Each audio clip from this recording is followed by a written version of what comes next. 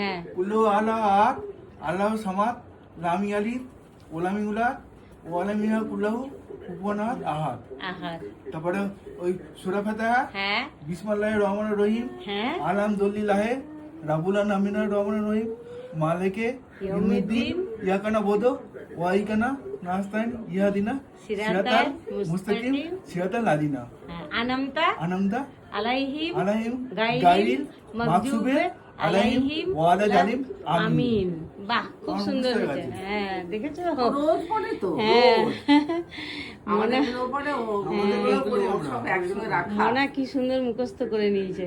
ঠিক ঠিক আছে, আছে, কবে থেকে বসে বসে বৌদির আগে এটা হবে তো, তখন হ্যাঁ। বলবো আরেকবার লিখে দিই। ঠিক আছে, আমাদের পরে মোহিনীকে বলবো লিখে দিতে। হনুমান চালিসা, তারপরে লোকনাথ বাবা সবকিছু পরে এখন আমাদের জেনি একটা দোয়া লিখে দিয়ে গেছিল, সেটা এখন শোনাবে, তাই তো? মুখস্থ করেছে তো মনা? হ্যাঁ মুখস্থ করেছি। হ্যাঁ বলো। ইয়া হাইনু হ্যাঁ ইয়া কায়ুম হ্যাঁ বিরহান্তিকা হ্যাঁ বেরহমতিকা। বিরহমতিকা হ্যাঁ আস্তে কিছু হ্যাঁ লা ইল্লাহা হ্যাঁ ইল্লা আনতা সুবহানাকা সুবহানাকা ইন্নী কুনতু মিনাজ জালিম। মিনাজ জালিমিন, হ্যাঁ রাব্বি ইন্নী হ্যাঁ জালামতু নাফসি। হ্যাঁ দেখেছো কত সুন্দর মুখস্থ করেছে। হ্যাঁ মুখস্থ পুরো। আর কি কি মুখস্থ করেছে মনে বলো তো? আর বলছি ওই আগের গুলো হ্যাঁ আগের গুলো বলো তো।